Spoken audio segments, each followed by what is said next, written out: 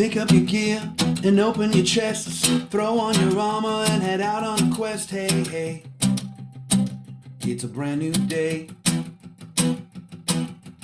On the Sword Coast, your allies will help with blades and bows and magic as well. Hey, hey, heroes on their way. Fighting forever against overwhelming odds. Fighting together in favor of multiple gods. Idle champions of the forgotten realms. Idle champions, adventure never ends. Idle champions, get you all out there. Idle champions, you will say again. Idle champions.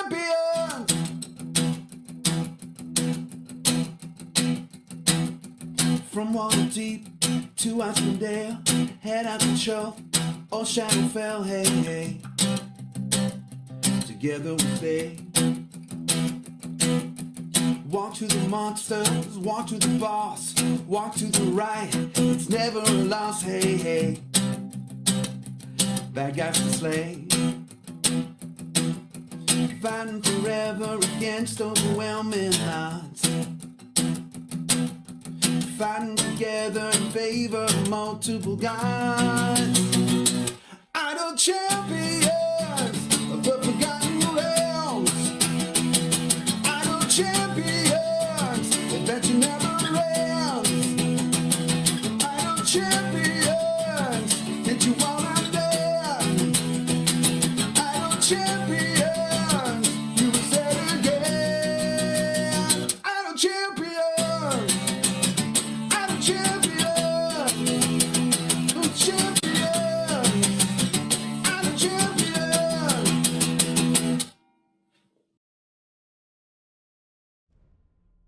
Hello, everybody. Welcome back. I am Gaarawarr, and this is Gaarawarr's Guide, the tutorial show, Saturdays on the C&E Games channel. If you weren't aware when we did this, with me today in the Mod Pod, aka production booth, my friend, your friend, the community manager, Sean. Sean's going to be grabbing questions from chat, as long as you put question colon in front of it, like it says in the white box down there, so that when we get to the Q&A portion of the show, I can answer all your questions. That's how this show works. And here, we have a treat for you today. Here is Sean introducing this week's topic. Gaarawarr's Guides for a Guide to the... blah, blah, blah. That's right, folks. This week, 1 week only, Gaarawarr's Guide to blah, blah, blah, blah. Otherwise known as Feast of the Moon 2024 Part 2. I think the previous was the, probably the Canadian pronunciation. We love you, Sean. Despite that, despite calling my show Gaarawarr's Guide to blah, blah, blah, blah, blah.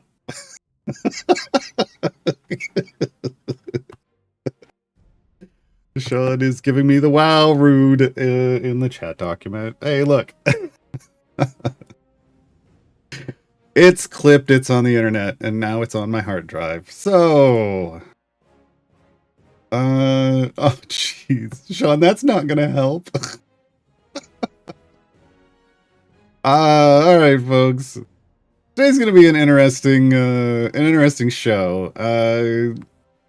The area Sean is in is having some issues, so you know, bear with us. Bear with us. Much like having Halson in your party, which may happen next month, right? Hey, folks, we're going to talk about Feast of the Moon today. Last week, we talked about Minthara, Sergeant Knox, Whittle, Virgil, and wait, that's not Sentry. We talked about Sentry. We're going to talk about everyone else this week. So we're going to talk about... Oops, that's not what we're going to talk about. I mean, we might. We're going to talk about Jing Zhao. We're going to talk about Gromov, Lanya, Turiel, Lizaps, and Penelope. We're going to cover... Oops, that closed everything. The escape button. So we're going to go over those champions today. This is kind of the second... Well, it's technically the third week of the event, but it's our second week able to talk about the event because Extra Life, it happens. Look, once a year, we're off by a week. Off by one error. You know, it is what it is. They did drop some cool stuff this week. If you didn't see this awesome skin for Virgil, now you have. Pretty great. Also, the Champions of Renown Year 7 All-Star Pack with Bay, Farlock, and some pretty awesome armor. This is the skin, but it's 5 pretty great champions. If you're looking to drop maybe a bit more money and treat yourself and pick up, you know, a bunch of champions, maybe you don't have them, maybe you have a couple of them. Maybe you just want to get all this sweet, sweet platinum chests. These are hundreds and hundreds of item levels worth of platinum chests with some shinies, and now it comes with an event boon and skulls. And remember, now the event boon will last for 3 weeks from the point you buy it. Much better than in the past. Yeah. All right, let's just, we're going to dive into, we'll go into Jang's house formation. And we're going to talk about the champions. We already talked about Feast of the Moon. This is just kind of a wrap-up so that, hey, you kind of know what's going on. Maybe with the champions you picked up, or maybe you're still trying to figure out who you want to fill those last flex slots with. Maybe you left them empty. You know, it depends, right? Turiel over here in seat 1. Get him out of a different party. That is not what he's normally looks like. There we go. There. Now he'll be recognizable. We want Gromma. That's my default skin for Gromma. You gotta have the octopus holding a spear. I mean, come on. You gotta. Where's there she is. Lazaps. This is my default skin for Lazaps. It's Optimus Prime Lazaps. Basically, I love it. This is my default skin I usually use for Penelope. Half pint. Because, look, who doesn't want Penelope in a Modron outfit? I don't know. Just seems like it kind of has to be that way. Here's Jang Sao. Probably one of the cooler artistic champions in the game. And, is she... She's swap. She'll swap. We'll swap in. We'll swap in to Blanya when we get there. All right, folks. We're gonna dive in. Is it back yet, Sean? Do I have to watch both? Do I have to watch both?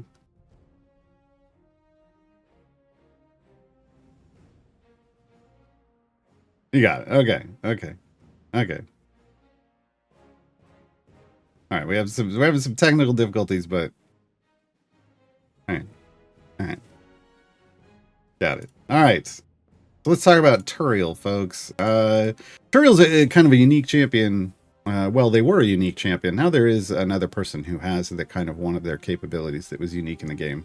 But still, I mean, 2 out of 142 champions that have an ability is still fairly unique. Yeah. Hey, there's Sean, finally. All right. Male Aasimar Cleric, support, lawful good, no affiliation. Now, the key here is their role is support. However, we're going to learn with their abilities that they actually are kind of best used in the tank line, but only when there's a multi-tank front line, right? So when you have 2 champions like this in the front line, they can work out pretty interestingly. We'll talk about that in a bit. Base attack, Sacred Flame. They point at a random enemy and flame-like radiance strikes them from above. So random attacks, just 1 hit. And then Beacon of Light is the ultimate. So Turiel removes his mask and becomes enveloped in a pillar of light. All enemies are pushed back and the party's damage slowly increases over 30 seconds. So you reach the peak at the last point, right? It's basically a timed buff. If a champion gets attacked, the buff is reduced. So basically, you're supposed to knock them back and maybe time it with a slow. Maybe pair it with a slow from someone so that you get this ramp up, right? The ultimate will end early if the party gets hit by too many attacks. During this time, Turiel is immobile and doesn't attack. Here's what it looks like. There you go. There you go. Mask off. Floating in the air. And as long as we're not doing anything, as long as nothing's hitting us, we're just going to ramp up damage this whole time. Get a little light show on the floor. No. The way you do. The way you do. Alright. Move forward. Abilities. Embodiment of the law. I am the law. Wait, no, that's the wrong character. Turiel increases the damage of all champions by 100% for each column they are behind him, stacking multiplicatively. This is one of those, Turiel wants to be all the way in the front, and you want your DPS all the way in the back. All the way back here. That means Turiel favors, like, he's kind of a little bit formation layout dependent. He wants those really stretched formations that are 5 or 6 columns. So that you get a lot of columns worth of multiplicatively stacking goodness. Because that's the good way, as we all know, right? Yeah. Orders demand, when an enemy attempts to attack Turiel, they instead attack a different valid target if one is available. This is their tanking ability. This is very much a, I am not the droid you're looking for, right? Kind of situation. As they walk towards him, they will just shuffle over to the other tank, or tanks if there's multiple. This is what allows them to exist in the front line. Now, it only works, again, if there's a multi-champion front line. If it's like Sword Coast and you put them in the front, they're just going to get smacked because there's no other valid target available. So when this occurs, Turiel increases the effect of Embodiment of the Law by 30%, stacking multiplicatively up to 30 times and resetting stacks when changing areas. So this is an on-area ramping feature, right? Again, multiplicatively stacking, that's the good way. So you want this, right? You want them. They buff better when they are in the tank line. If you have to put them, in a different column, you're going to lose this. And this is multiplicatively stacking power, and they're just not really going to provide a whole lot for you. You'll also lose a stack for Embodiment of the Law. So just know that, they are vastly suboptimal if they are not in the front column with other tanks. Unflinching hatred. Fiends are Turiel's favored foe, so he has a favored foe mechanic. So he will interact with other people that want to interact with favored foes or favored foe mechanics. So after attacking a fiend-type enemy, Embodiment of the Law is increased by an amount. They can vary a bit. When Orders Demand redirects the attack of a fiend-type enemy, its effect is increased by that amount as well. Both effects will last until you change areas. So once again, another in-area ramp. But this one's specifically about fiends, which means Turiel is great in places like, Avernus. Right? It's not the most stretched out formation, so he's going to lose a little bit there, but he's going to get bonuses here from Unflinching Hatred from all of those fiends. So there's a trade-off there. And you're going to make up with it, ideally, with this. Lawful Mission. This increases the effect of Embodiment of the Law by 200% for each lawful champion in the formation. So, hey, he'd like it if his teammates were lawful. It's not the biggest thing. We don't have it active at the moment. But oh wait, no, down here we do 2 of them. It is additive stacking. Oh no, that is multiplicative stacking. So hey, that's the good way. That's the even better way. That is the good way. It's different one of his others that's additive. So he's got multiple multiplicatively stacking abilities. Those are solid. So the more if you can build around a lawful formation, fantastic. It's going to get a boost. It is going to Embodiment of the Law. That's his main ability. So enjoy, right? Spec choices are going to be based off your primary DPS's stat. The rest of the party doesn't matter. I know it says all champions deal bonus damage, but really, whenever you're dealing with the spec choice and you're choosing one that says all champions deal bonus damage based on blah blah blah. See, it's Gaarawarr's Guide to blah blah blah. What it's talking about is your primary DPS. You need to figure out, it's the same numbers, both sides. They both stack multiplicatively. It's based off either their con score or their charisma score, and it's per point above 10. So the higher their constitution or charisma, the better. The better. It's a 400% stack. That's pretty solid. So you would look like if we were going to run Grama DPS, her con is 18, her charisma's 13. You would want 8 stacks. You would want 8 stacks. So you would pick the con side for Grama. In fact, we're gonna go that way. We're gonna go that way, because why not? Pretty sure Grama is the only one that specs into DPS in this formation. Alright. Which isn't to say there aren't other DPS in this, potential DPS in this formation. March of the Rakshasa. Sorry, I gotta get the spirit hand in there. Rakshasa. Turiel has a keen eye for deception. 20% of non-boss enemies that spawn, so 1 in 5, for people who don't want to do that math themselves, are actually duplicitous Rakshasa, fiend enemies who have shape-shifted into other forms. These enemies count as fiends in addition to their original enemy type for the purpose of favored foe mechanics and Turiel's unflinching hatred. So even if you're not in a place like Avernus where it's oops all fiends, Turiel can create favored foes, help stack up their abilities and give you those bonuses. So that is a big deal. It's something that got added when they got reworked, because there's lots of places in this game where there aren't fiends, and you need that if you're gonna use them. This makes them more effective in more places. All right, items: para damage all champions because they are a pure support.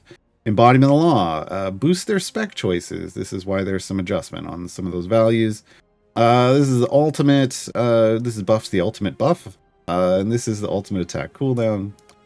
Feat wise, damage all champions. For some reason, we get a random gold find feat. I don't know. I have no idea. March of the Rakshasa, embodiment of the law, unflinching hatred, spec choices, voice of authority. Then a strength score. Strength qualifies them for Patron's Aerial, which makes sense because Avernus. Right. So there you go. Pretty straightforward for Turiel. All right, talking about Grama, everybody's favorite grandma.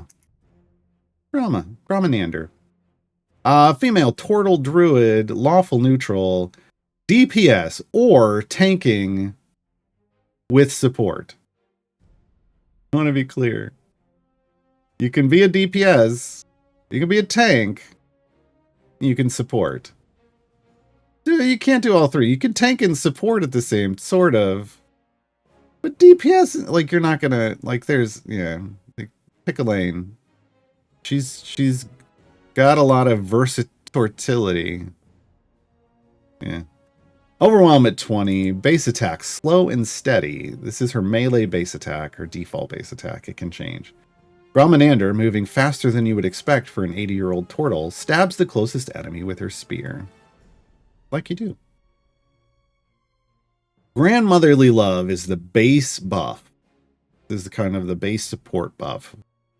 Grama increases the damage of all other heroes proportional to their age. The buff starts applying to each champion at an amount that varies. This is itemized over here. One of these. This one. And for every 10 years younger than 100 that champion is, the buff on them is increased by 100%, stacking multiplicatively. So Grama is great for buffing young DPS. At some point, because I don't think Presto isn't. Presto's a support, right? Yeah, support debuff. At some point, we will get a Saturday morning squad DPS. Grama, hopefully they don't put any of the Saturday morning squad in Grama's bench seat. Because she's going to be great with them. She's going to be great with them. Oh, there's a Bobby. Yeah, I forget. There's Bobby DPS. So she would be good with Bobby, who is 8. Lots of stacks. Sorry, I forgot about Bobby. Bobby the Bonk Barian. Yeah. Everybody keeps trying to insist that Bobby goes in the tank line, so I just forget about Bobby because I'm so tired of hearing wrong information. All right, Groma, that's the main ability. Then we go into spec choices, and this is what makes Groma so versatile. Makes her a versatortle. She has 2 sets of spec choices, and you can mix and match based off what you're trying to accomplish with Groma. So, Circle of the Mountain, Circle of the Arctic, Circle of the Swamp. Circle of the Mountain, this is the kind of the start of tanking specs. Like this is a more tanking focused feature. Groma increases the damage of neutral champions on the good and evil axis by 5% for each enemy that has spawned, and for each boss and rage stack in the current area, stacking multiplicatively and capping at 100. This is fantastic. It is a ramping buff. It doesn't require any tanking, but this is kind of part of the old tank spec for Groma. So, but this is only going to work if your DPS is neutral on the good and evil axis. So neutral good, or neutral, chaotic neutral, lawful neutral, or true neutral. But if you see good or evil anywhere in their alignment, this doesn't work. So very specific situation. Circle of the Arctic, she now casts Sleet Storm on enemies she attacks. So you get the chunk of the melee attack, and then you get an AoE Sleet Storm. Causes her target enemy and all nearby enemies to take more damage from all attacks. It is an AoE debuff. The amount it debuffs varies based off itemization and stuff. Okay. Circle of the Swamp, this is her DPS spec. Groma's damage is increased by an amount of the highest grandmotherly love buff she's applying to another champion in the formation. So you want, if she's going to go DPS, you want someone young in the formation that's a support. So she can take the buff off, basically observe their buff and multiply it. Okay, we're doing DPS Groma. I'm moving back here. Yeah. All right. Second set of spec choices. This is the Stone Skin is for the tank. This increases the effect of Hardened Shell, which is one of her abilities we'll talk about. And then enemies that attack Groma are impaled by her spiked shell, instantly taking 10 seconds of bud damage. Folks, 10 seconds is a lot of bud damage. Your DPS doesn't do 10 seconds of bud damage in a hit.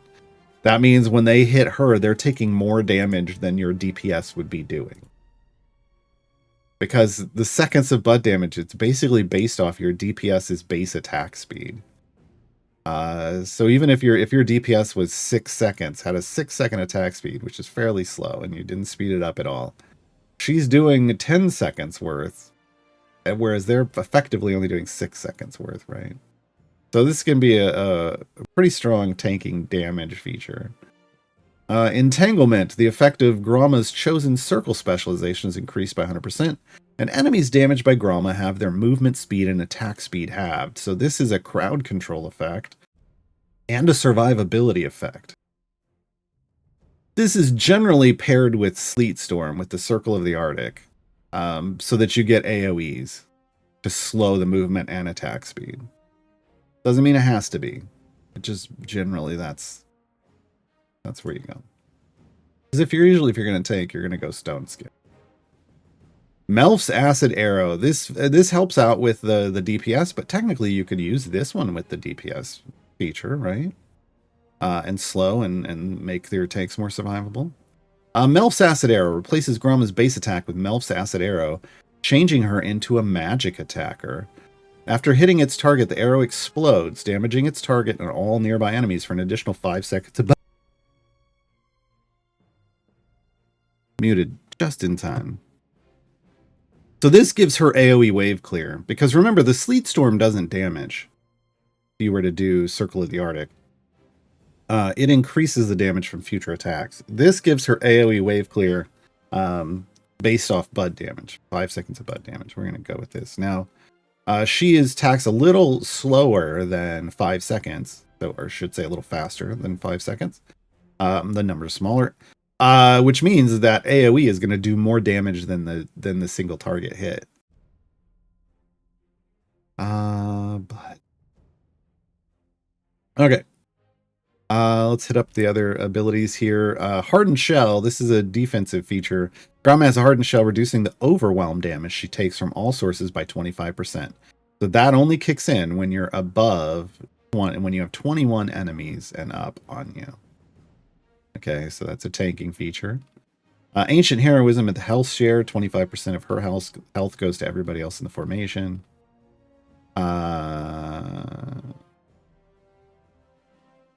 Running with the Youngins. The effect of grandmotherly love, again, that's her main buff, is increased by an amount that varies based off this item. For each champion in the formation younger than hers, and it stacks multiplicatively. So again, another multiplicatively stacking feature. This one with I believe that's a pre-stack multiplier. It is. So that's the strongest kind of a type of ability in the game. Multiplicatively stacking with a pre-stack multiplier. I call that mathematically overpowered. Some people just call it a pre-stack. Whatever. It means the same thing. Yeah. This means once we get more of that Saturday morning squad, their supports are going to be real good with Gromma, right? Because not only is she going to take a big buff multiplier off of her if you're in a DPS spec, but also just generally she's going to increase the amount she buffs based off those youngins. Those youngins. All right, ultimate is Wall of Stone. One of, I think maybe two just walls that get put up in the game. Wall of Stone bursts up out of the ground and under a random enemy. That's kind of the bad part. Target an enemy and any damages in the column that the wall appears in, any enemies in the column that the wall appears in, take damage and are knocked backwards. The wall lasts for 15 seconds, and for that time, enemies cannot pass. A bit of a Gandalf. You shall not pass. You can park it like right there, and enemies just can't go anywhere. Right? Enemies just can't go anywhere. All right. Itemization. Running with the youngins. So that's the pre-stack. So here, slot 1 is the pre-stack. Damage all champions. Grandmotherly loves. Here's her first spec choices. The circle spec choices. Ultimate attack. Ultimate cooldown. Feat wise, we got a bunch of stuff going on here. We got damage all champions, as usual. We have power from art. This increases the damage of all champions by 80%, which automatically makes it better than any of these generic all champions damage ones. But it's for each pigment applied to Gromma, stacking additively. So I only have 2 pigments on her currently. I've got a pair of support pigments. But she can take DPS tanking and support pigments. And she'll give 80% additively. So right now with 2, I'm doing 160%. This would be 160% increase to everybody in the party. Solid, right? So she can have up to 6 pigments because she has 6 items across 3, which would be 18. I can't do that. I can't. Hold on. That's a 1,440% boost if you were to fully pigment her. That's really if you're going all in on Gromma. Otherwise I don't. And yeah, that's just really going all in on Gromma. And if you want to do that, I am here for it, but just understand that, right? We've got health boosts, including a 60%, which is great. Damage boosts, including the 120 for that Swamp Spec Gromma. Swamp Spectacular, as I used to call it. We got a good kids. This changes buff target for Circle of the Mountain to good champions. Now remember, that was neutral before on the good and evil axis. So if your DPS is good, you could slot a feat. Now, again, you're choosing, you're giving up something, right? Something else in her feats, and she has a lot of feats, just to make sure that you can use the DPS that you want. But keep that in mind. It is a possibility. We got grandmotherly love. We got running with the youngins. We got the circle stuff. We've got an intelligence stat feat, which qualifies her for Strahd, which is, I think that one's a big one to get. And then overwhelm feats. Overwhelm feats, which since she's at 20, is a little lower than most tanks, but remember she has that hardened shell to make up for it a bit, right? Make up for it a bit. All right. We got Gromma back here doing DPS, and she's throwing down. Look at that. E175. All right. Who's up next? Jang Sao. I flexed Jang Sao this event mainly because I rarely use Jang Sao, and I wanted to. Fantastic art. Really, oops, that's not the button I wanted to push. Yeah, we don't have any skins for her, which is unfortunate. But fantastic art. Not the, but a little finicky to use, and we're going to talk about that. Female satyr, druid, wizard combo, neutral alignment. So this is neutral on both axes. Healing and support, no affiliation. Age 888. So doesn't pair well with Gromma. Doesn't pair well with Gromma. Base attack is a ranged attack called Star. She throws a star at the nearest enemy. A lot of people got upset about this. They're like, that's a magic attack. No, she's throwing a literal star at you. It's a ranged attack. She has a magical way of throwing stars at you, which we'll get to when the ultimate opens up. But the ranged attack, this is a ranged attack. Base ability, the Mysterious Wanderer, and this is what makes her a little finicky. She increases the damage of all champions who are in formation slots with 2 or fewer adjacent slots. So let's look at the formation we're in at the moment. This means that where Gromma is, where Gromma is, she is buffing Gromma, because Gromma's only adjacent to 1 slot there, right? But if we were to move Gromma up here, suddenly she wouldn't be buffing Gromma, because that's adjacent to 1, 2, 3 slots. So Jingxiao is a bit formation layout dependent. Now she does have a feat that ups this so that you could be adjacent to 3, which would make this placement of Gromma work, but that's a feat. You're using a feat slot to get there. So just know Jingxiao is formation layout dependent. Star Collector. Each time an enemy is defeated, there is a 1% chance it drops a star. So 1 out of 100 enemies. It's fairly low. Jingxiao collects these stars and increases the effect of the Mysterious Wanderer by 1% for each star collected over all adventures. Stacking additively, caps at 4 billion stacks.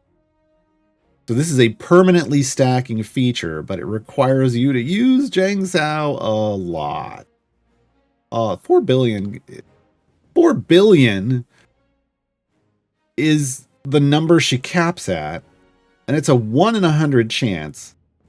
So statistically speaking, which is probably going to average out about that over that many numbers, you're talking about 400 billion enemies killed.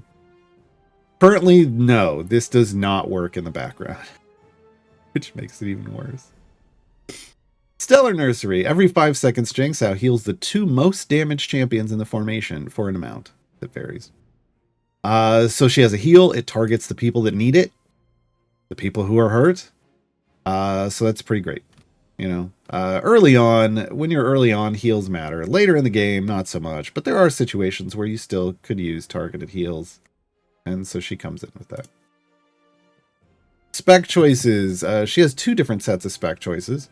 Wisdom of the Ages or Speed of Shooting Stars.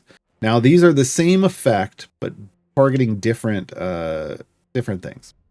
So Jingxiao increases the effect of the Mysterious Wanderer by 100% for each of the champions in the formation that have a specific stat, and it stacks multiplicatively. So this one's real easy. You just pick the largest number. So one is Wisdom 13 plus, the other is Dex 15 plus. So for this first set of spec choices, you're just picking the larger number, because it's affecting based off the number of those types of champions in the formation.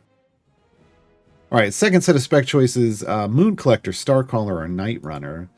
Moon Collector, in addition to collecting stars, she also collects moons. Each time an enemy is defeated, there's a 5% chance, so 1 out of every 200 enemies, it drops a moon.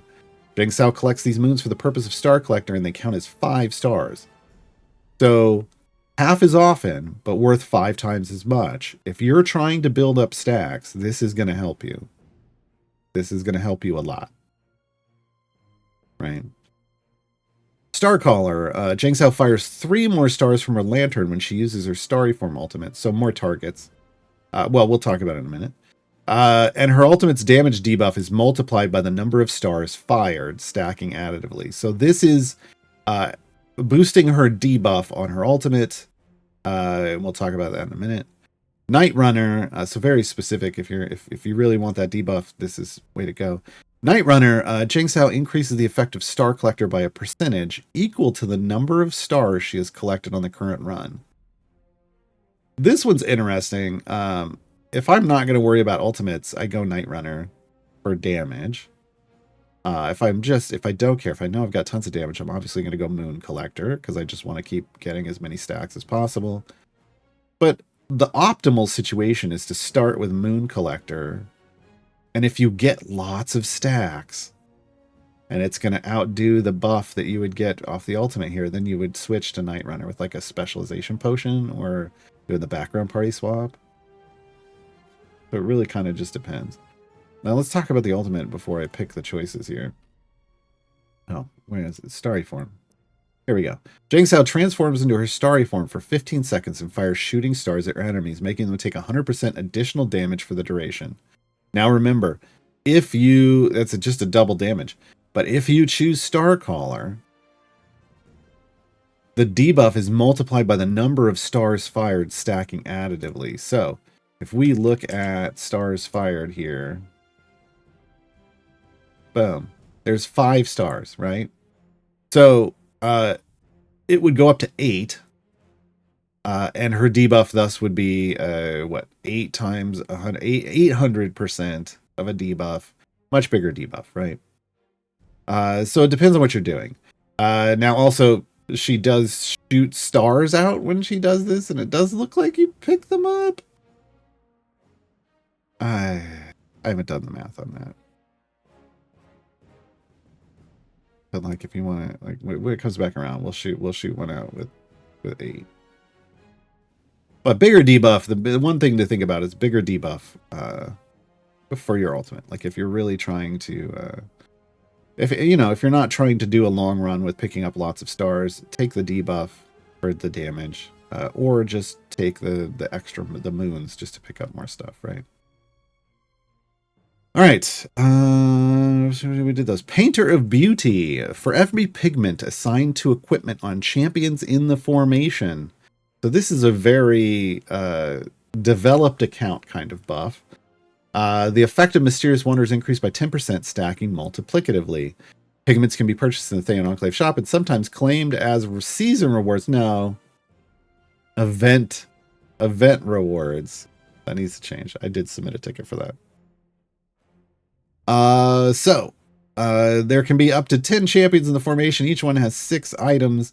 Each of those could at least have 1 pigment. So you're looking at a minimum of at least 60, but because of, things like healing and support, you might have more. So just know this can get to be a pretty decent number if it's lots of eventually. Right now, nobody is fully pigmented on all their champions with all the types. Because there's only 1 healing pigment in the game. There's a very low number of DPS and tanking pigments. There's a lot of potential support pigment. Just know this isn't going to pay out a lot right now, but could in the future. All right. Can we shoot that ultimate? Yeah, here we go again. Boom. Look at all the stars. Look at them all. Look at them all. All right. Yeah. Item-wise, Jang Sao the Mysterious Wanderer, Star Collector, Stellar Nursery, Painter of Beauty. So they go in on itemization. She has really good itemization. And then her spec choices for Wisdom or Wisdom of the Ages or Speed of Shooting Stars. So the first spec choice. Then Ultimate Cooldown. Damage all champions. Emerging Artists. So damage of all champions by 40% for each pigment applied to Jang Sao. So this is like the similar to the Grama one, but it's just for pigments on her. Just to be clear. And then well, the other one was too, but so you're looking at what she can have, and she could have 12. But there's only 1 healing pigment in the game, so currently it's 7. And then the Greater Journey is the one that allows Mysterious Wanderer to go for 3 or fewer adjacencies. Mysterious Wanderer, Star Collector, Stellar Nursery, Painter of Beauty, spec choices, all the others you'd expect, right? All the others you'd expect. All right, let's talk about Lazaps. Lazaps is a female goblin artificer. She joins us from Sharn. Now somehow finds herself in Faerun, but the whole other place, right? Not from the Forgotten Realms. Neutral evil. Ooh. So if you need she's a shorty tank, tanking support debuff. She's a shorty tank, which we don't have a lot of. And an evil tank. 25 overwhelm. Base attack, melee, thunder gauntlet. She attacks and stuns the nearest enemy. But every 5th attack, she says, "Get over here." And she uses her grappling fist to pull an enemy closer to her instead. She will literally launch this thing out, grab them, pull them to the formation, all the way up to the formation. It works on regular enemies. It does not work. I don't think it works on bosses. Does it work on bosses? Doesn't work on stationary bosses for sure, but I think it's just regular enemies. I honestly can't remember. It might work on bosses too. Somebody in chat will let me know. It's been a while since I've paid attention. I use her to tank fairly often because shorty tank and evil tank. Great. All right. Her ultimate is a little... It changes. I should have brought up... I need to bring up her guide because it has 2 different functions. And it's built around one of her abilities. Talk about her abilities a bit, but let me get this guide up. At least loading, so it's ready to go. All right. Power armor. Lazaps's Artificer Power Armor gains 1 stack for every second that Lazaps is not under attack. This caps at 100 stacks. She gains a percentage of her max health for every stack of power armor, stacking additively. So the longer she's not attacked, the healthier she gets. It's a weird situation, but this is how it works. And we'll talk about the others in a bit. Okay. Fury the Small. So this increases all small champion damage by 100% for each small champion in the formation. So she is really the shorty tank. 4 shorties. 4 shorties. That's her best situation is going to be a shorty tank for shorties. Tiny Bulwark. Tiny Dancer. Tiny Bulwark. When Lazaps is under attack, she consumes 10 stacks of power armor and increases the effect of Fury of the Small by an amount that varies for 10 seconds. Tiny Bulwark has a 15-second cooldown. So if you're constantly under attack, every 10 seconds out of every 15, you're going to be doing a lot more damage. Okay. Going to consume those power armor stacks. She runs out, she's out. This is where her ultimate comes in. Shield of Sharn, so this is the health share 25%. And then we have Lightning Launcher. When Lazaps is under attack by at least 5 enemies, she consumes 15 stacks of power armor and activates her Lightning Launcher, targeting one of the enemies attacking her and striking all enemies in a line, causing them to take a lot more damage for 7.5 seconds. Okay. So again, another way to burn her power armor stacks, but it's debuffing enemies in an AoE, in a line-based AoE. Okay. All right, let's talk about recharge and overcharge. So these are her ultimates. So her ultimate, based off her stacks of power armor, her ultimate does different stuff.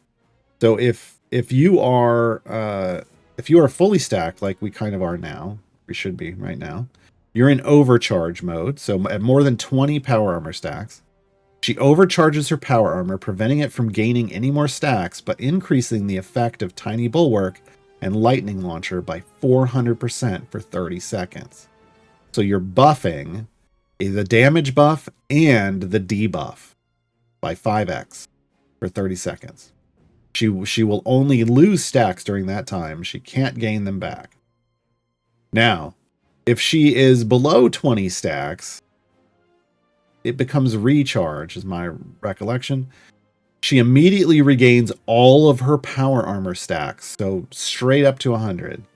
And for the next 30 seconds, she doesn't spend any, but still triggers Tiny Bulwark and Lightning Launcher.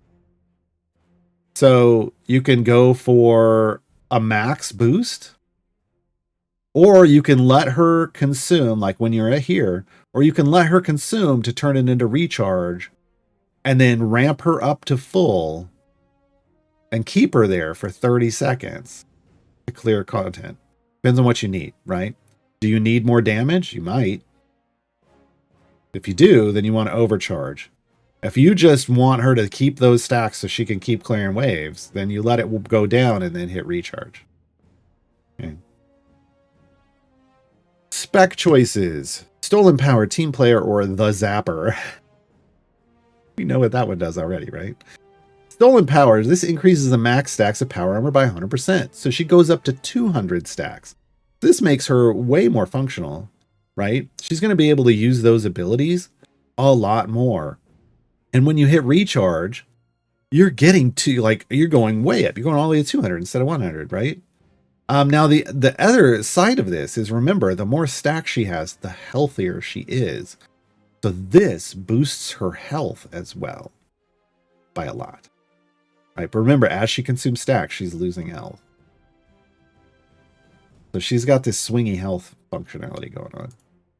Team Player, Lazap's Tiny Bulwark and Lightning Launcher abilities now trigger when any champion is under attack by the required number of enemies.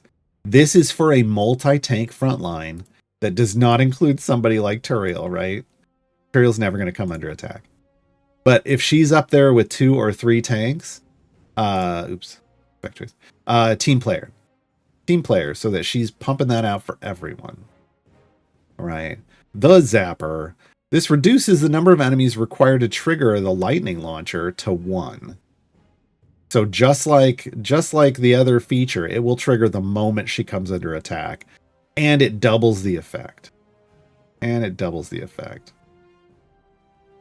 All right. Okay. More often than not, just to be honest, I choose to double the power armor stacks. But that doesn't mean that's the most efficient for every situation. That's just me liking a tanky Lazap who's constantly firing off abilities. That doesn't mean it's going to be right for your situation. Yeah, that's everything. Okay. Item-wise, pair of damage all champions items. We got Fury the Small, Power Armor, Tiny Bulwark, and Lightning Launcher. Because again, nothing's going to change the ultimates. So it's just super strong itemization all across the board for her. So all of her abilities get buffed by items. When she gets attacked, I want to point out, because we're not going to see that. This up here that you see over her head is actually a metal plate that locks into place in front of her and creates a shield in front of her face. So she goes into full armor mode when she gets attacked. Also, here's what she usually looks like. She built her own armor, by the way. She's cool. Damage all champions feats, health feats, and these are big ones because remember, otherwise she's like, her health can be swingy. So, you know, if you're using her to tank, you might want to get, I haven't, but this should be in for the 15 health one. There we go. Then Fury the Small. Now remember, she's a shorty buffer, and that's really all she's got. She does not have a lot of feats to help out in other situations. She should have like Tiny Bulwark and Lightning Launcher stuff, like a Lightning Launcher for sure, like feeds, so that she could be used outside of short folk DPS situations. She doesn't. So she's suboptimal. You know, she comes up a little short, we might say, when she's tanking for a tall DPS. But it might just be the only thing you have, and in which case you really want that Lightning Launcher to be doing its job. Right, because that's really all you're getting is the debuff. That's all you're getting is the debuff. She really was built to fill the role of shorty DPS, shorty tank. Not only is she a shorty tank, she tanks for shorties. All right, let's talk about Penelope. Penelope Half Pint, the female halfling druid, warlock. Got it good. Healing, support, gold, and debuff. She is one of the heroes of the plains. This is a full affiliation. Base attack, melee, go away. She jumps out and hits the closest enemy with her quarterstaff, dealing damage and knocking it back slightly. It is a very small knockback, but it's there. All right. First ability. Oh, here's what Penelope looks like normally. If you know, she's a shrubbery.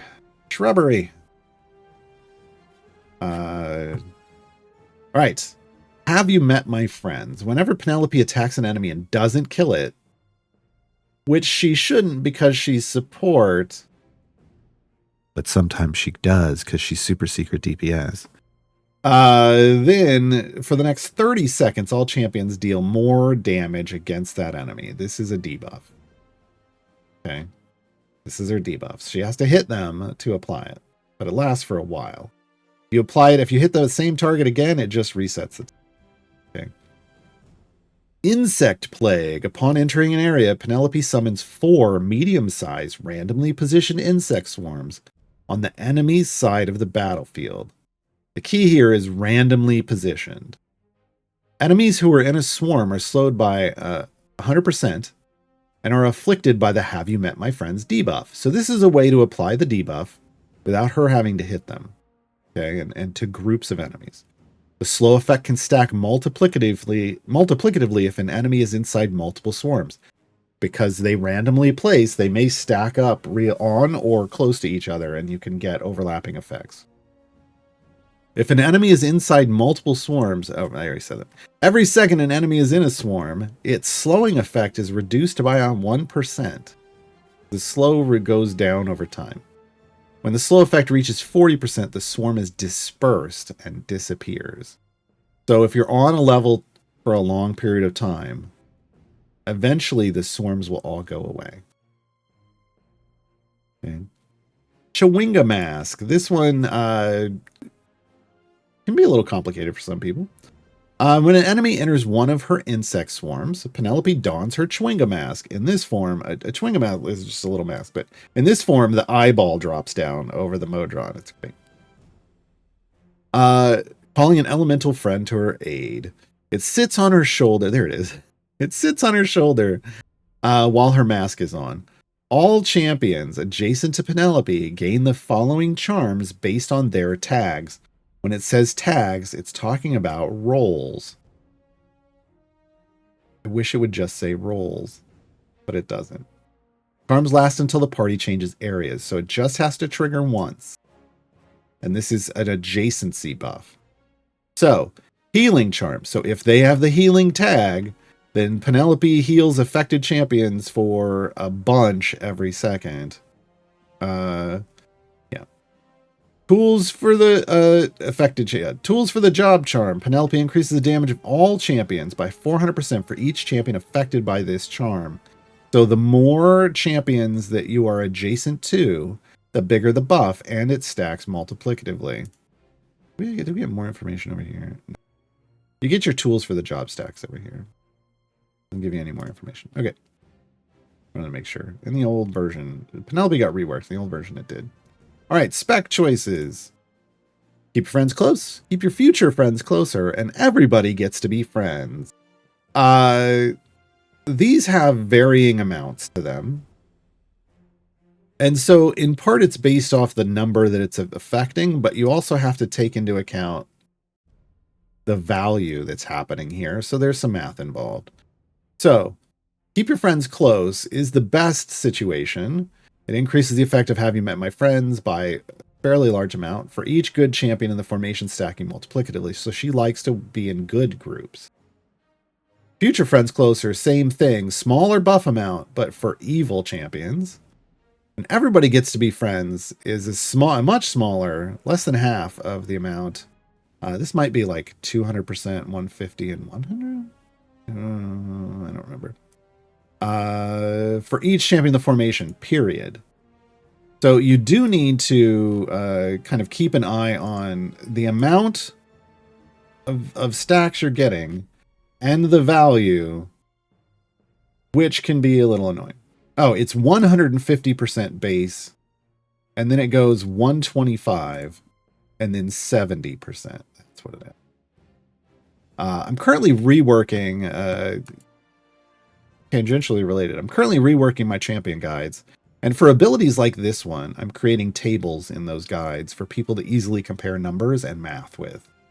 It'll be based off the base values, but that's fine because these values that are scaling clearly based off itemization are keeping the same scaling structure, so it'll still work. And then you'll be able to just glance at the guide, at the table in the guide to get this math. What would be nice, and we have asked before, but they've never done, is if instead of numbers down here, they gave you the buff totals based off the current formation. That'd be amazing. But we don't have that. We don't live in that world, unfortunately. All right, I'm just going to go everybody gets to be friends because we're not trying to be maximized. We're trying to make friends here, not maximize buffs. All right, story time. This is the gold find ability, and this one can get big.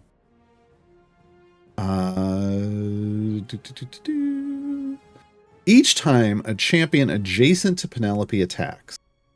So we're back to wanting Penelope adjacent to as many champions as possible because it's beneficial also for her one of her buffs. Bring a mass tools for the job. Each time a champion adjacent to Penelope attacks, add a stack of story time. The party's gold find is increased by 1% for each stack, stacking additively. Story time stacks are capped at 1 billion. Whenever a boss enemy enters an insect swarm, the number of story time stacks are increased by 2.5%. So, there's a couple different ways to stack this up. One is lots of champions attacking quickly. The champions adjacent to a Penelope attacking quickly. The other is to get real deep and have bosses walk into the swarms over and over and over again. Yeah. Because you want people attacking to build a base amount of stacks. And then you want the bosses increasing that base amount of stacks. Because remember, the 2.5% isn't increasing the gold find. It's increasing the number of stacks. So ultimately, this part is what's going to max out the stacks. Takes a while, folks. I've never been to cap on this. It's a lot, though. 1 billion% more, 109% more gold find? Sure. Take it. So yeah, it's nice. But it takes time. Right? All right, spec choices. This is going to change the functionality of those insect swarms slightly. So Fury of the Fireflies, each time one of Penelope's insect swarms is dispersed, the effect of Chewing a Mast is increased by 200%, stacking multiplicatively, resetting when you change areas. So now remember that there's 4 stacks potential. So that's basically 3x with 4 multiplicative stacks. So 9, 27, 51x damage bonus if all 4 disappear. Okay. Splitting the Hive. Each time one of Penelope's insect swarms is dispersed, another smaller swarm appears randomly. Prefers to appear on an enemy if possible. This damages enemies in it for 15 seconds of bud damage. Remember, that's a lot, right? That's potentially 3 times or greater the amount of damage that your DPS would be doing. Uses the same rules as the original Insect Plague. These smaller swarms do not spawn additional ones when they disperse. So, limited time of lots of damage for Splitting the Hive. Dance of the Ladybugs. Each time one of Penelope's insect swarms is dispersed, Penelope reduces the cooldown of all adjacent champions' ultimate abilities by 20% of its remaining cooldown. I want to be very clear. This one isn't super strong. Because it's 20% of a remaining cooldown, it's really only a big deal when you first hit, right after you hit someone's ultimate. Because let's say the cooldown is already down to like 15 seconds. Okay, removing 3 seconds. It's still 3 seconds, but... Whereas if it had been 60 seconds, there goes 12 seconds, right? If it had been 2 minutes, there's 24 seconds. So, I don't know, it's a little random on this one. I tend to go for the damage of Fury of the Fireflies. I tend to go to the damage of Fury of the Fireflies. Alright. I want to say that's it, yes. Ultimate, Erupting Earth. A fountain of churned earth and stone erupt onto the nearest enemy, dealing area damage, so a big AoE, in a large radius and creating difficult terrain that slows enemies in it by 50% and lasts for 30 seconds. This is a big visual effect. You can tell where it is. We're going to fire it off here. Boom. It's all of this rough rock. And it's going to move because we're walking towards it, but if you were on a stationary level, it would just sit and things walking through it would slow down. Okay. Pretty big deal. Item-wise, damage all champions. Have you met my friends? Chewing a Mask. This is Healing Charm. This is Chingwinga Mask, Tools for the Job. This is the healing item. This is the buffing item. This is the first set of spec choices. That's the multiplicatively stacking one. That's why it goes up a lot. And then this is ultimate cooldown. Beats. She's got 2. No. Damage all champions. Gold find, obviously. She has a glitch feat. So this turns her into an Aasimar. Well, it adds Aasimar to halflings, the way it works. And then increases the effect of Have You Met My Friends by 20% for each good champion in the formation. We've got Have You Met My Friends buffs. We've got the healing, Chwinga Mask healing, tools for the job, more gold to find, and this is the story time stuff. This goes 80-40%, right? These are can be bigger, like a pair of these with the 20 and this 25, and then you're maxed out on gold find, right? Spec choices, the friend spec choices, a pair of those. I need to get that. Yeah. All right. Boom. That's Penelope. All right, last champion.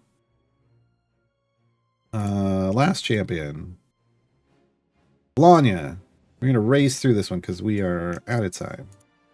Female, Eladrin, Bard Wizard, Neutral Good, Support, Sirens of the Realm.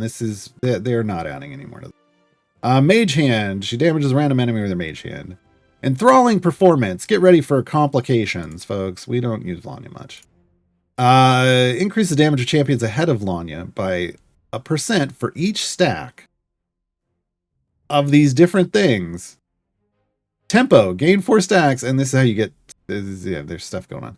Gain 4 stacks anytime a champion other than Blanya attacks. Base, gain 20 stacks when a champion adjacent to Blanya gets a kill. Treble, gains 1 stack every time you collect a coin drop. Each trigger's stack decreases by 10% every 7.5 seconds. It's the notes over her head, folks.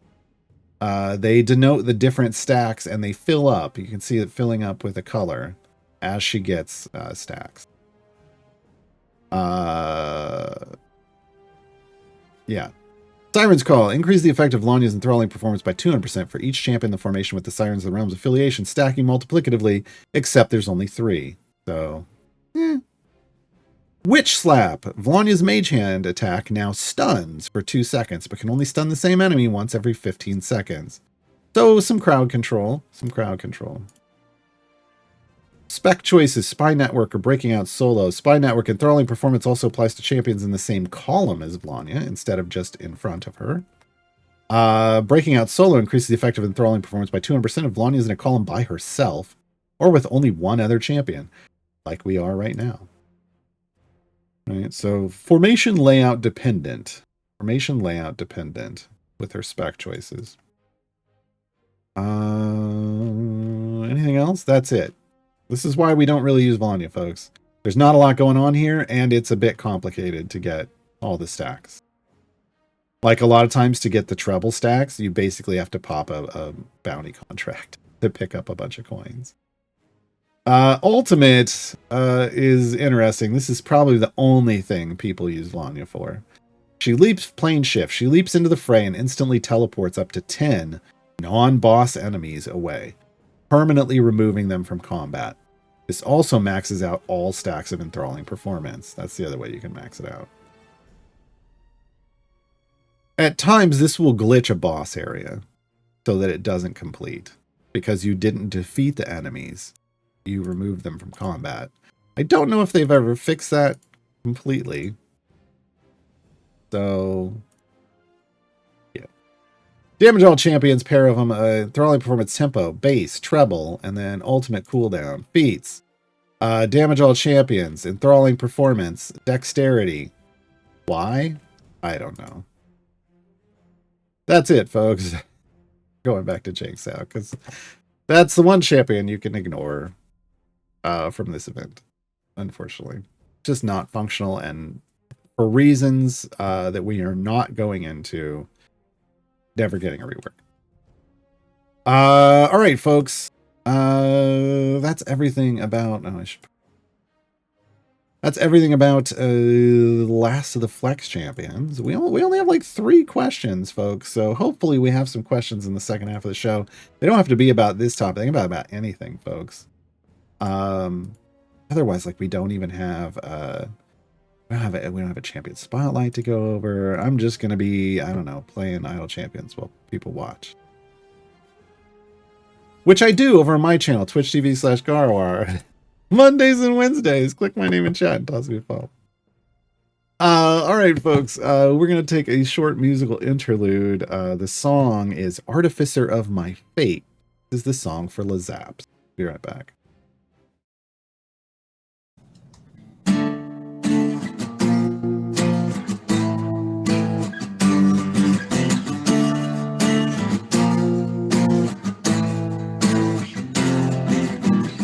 Down in the cards, your dreams are ground up every day. To keep the heart of Sean alive, you pound away. But not for me, I will not live my life this way. I'm gonna make it up and build my own escape.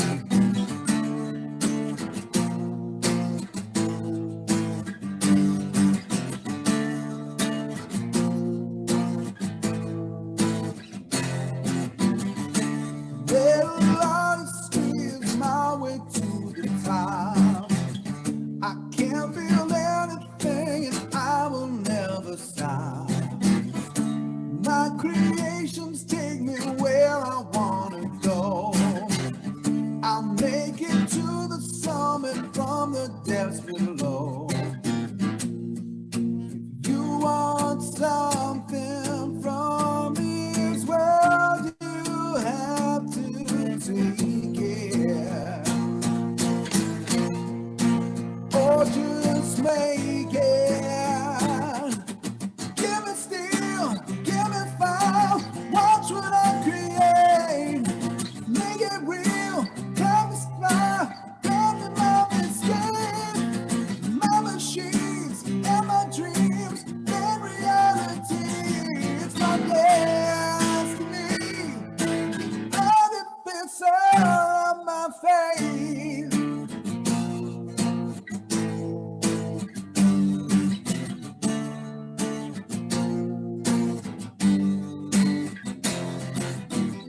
My powered armor's growing stronger every day.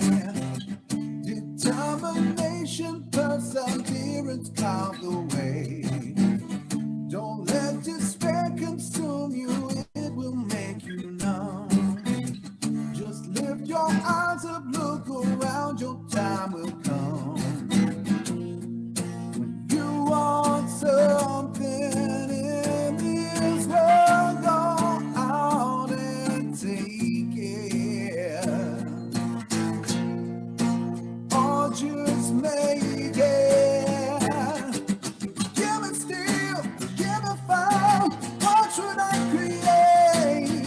Make it real, come inspire. Come in my escape.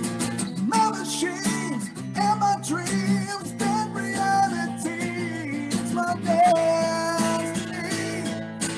Artificer of my fate. Oh, oh yeah. Destiny is not what you're given, it's just what you make it. So just take it. Give me steel, give me fire. Watch what I create. Make it real, come inspire. Give me my escape. My machines and my dreams and reality. It's my destiny. Artificer of my fate. And we're back. I like that song. I like all the Bardic Inspiration songs, but you know, look. Let's hit up the questions from chat that are on topic first, and then we'll hit everything else. I see an F1 question in here. Guess we're going to talk about that today because we got nothing else to talk about. Sandbox JJ, Gromma has that feat for how many pigments she has. We know how powerful this is, and is it worth going all in on it? Again, I mean, it's additively stacking. So yeah, we know how powerful it is. She can have, 6 pigments for every role she qualifies for, and she qualifies for 3, tank, DPS, and support. But she's not necessarily using all 3 of them at once, right? They're like, she's not usually tanking and DPSing and supporting all at the same time. Could she? Look, she can do whatever she wants, but that's usually not how it works, right? So you would just be getting the bonus from that. I don't know if that's worth it currently, because it's so hard to come by DPS and tanking pigments. I don't know that that would be the best idea. I don't know that would be the best idea. Krolak, we're literally having a show based off Flex Champions. They're asking about 2 of the Flex Champions. But whatever, I'm not gonna. Context clues, folks. What do we have?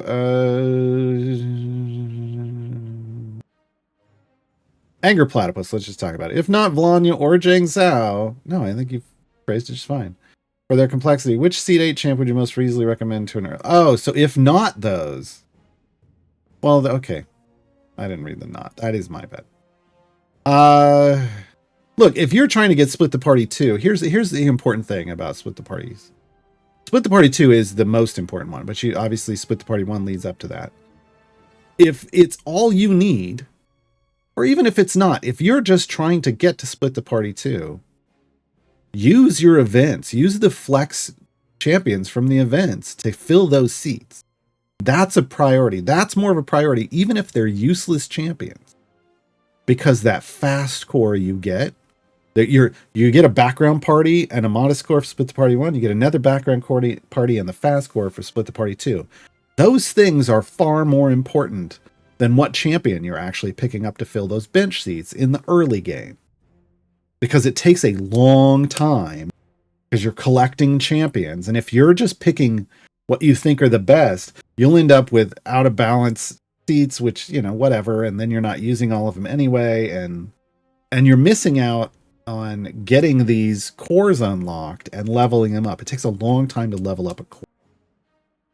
And it's a lot of power. So if you need a champion in Seed 8 for Split the Party 2, Jinx Out is ready for you.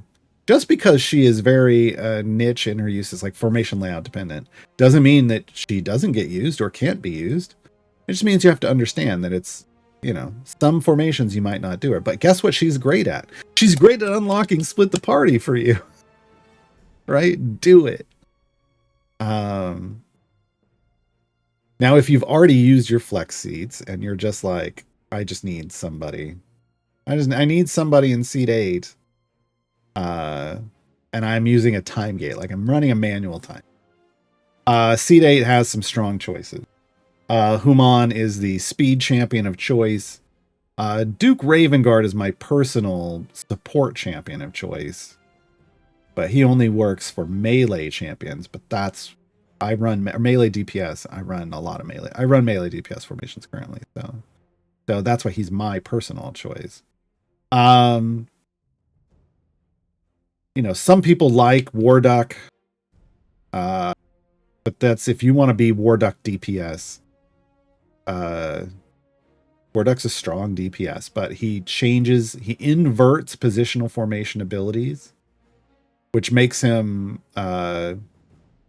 it's fine if you're a newer player, you can pick it up pretty quickly, but all of the supports need to be have positional formation abilities to really make him strong, right? So really Human is like the big, first choice. You get Hitch from the newsletter, folks. Get hitched today in Idle Champions by signing up for the newsletter in the menu.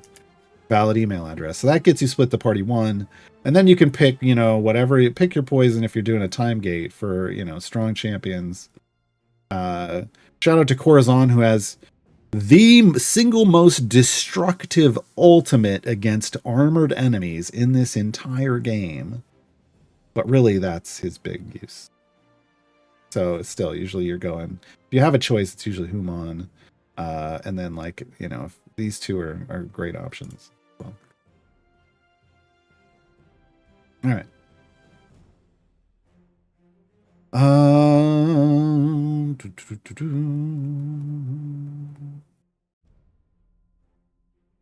What else we got? Ryan M. Rich. The pigment total in game. You've said 1 healing. Yes. Of course, unlimited support. I mean, for cash, it's unlimited. Sure. How many tank and DPS? Oh, I don't know. Not a lot. There's not a lot. And I don't know. And you're like, TLDR, how long before I get more DPS pigments to put on cast? I have no idea. We don't have a reliable delivery system. They've been including them as these tier 3 or tier 4 rewards for certain event champions, right? So we got like 2 sets of 3 this time around because there were 2 tanks. There's more than 6 tanking pigments in the game. I don't have a way to easily tell you that, I don't think. Hold on. Is it in the collections anywhere? Probably not.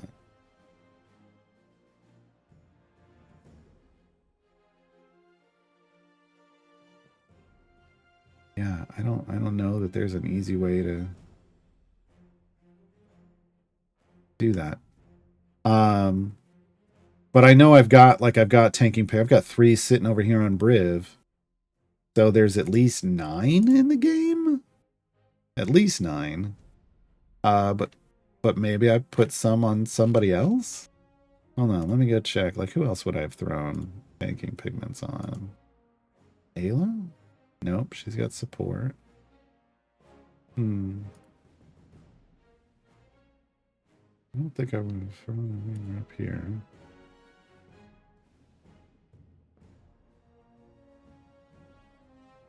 Didn't put it on Grama. I haven't put... Oh, Karlach. Karlach's got 3. So 12. There's 12. There's 12. Because there's 3 on Karlach. Those were a waste. I don't tank with Karlach. That was when I was trying to make her... I was trying to see if I could make her a viable tank. And I don't know. At the levels I'm at, it doesn't really work very well. Maybe we get to the point where I can just throw 12 or throw 6 on her. Maybe then she'll be... I wouldn't have put them there. Oh, I know where I would have put some. Area? No. I need to throw all 6 of my... I have 6 sitting in my inventory. I need to put them all in on Miria. So there's 12 tanking pigments. DPS pigments. I mean, I know I can go over here and find 3 on Karlach. Did I... I've got 1 on Caddy Bree, so there's 4. Got 1 on Narak, so there's 5. There's 6. There's 1 on Birdsong.